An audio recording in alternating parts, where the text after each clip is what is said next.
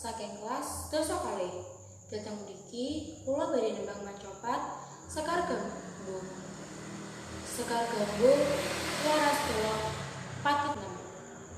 Titi laras.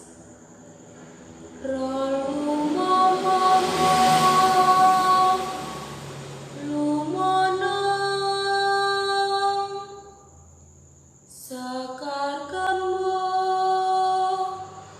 picatur namo luruh lumono kang cinatur pola kang kalantur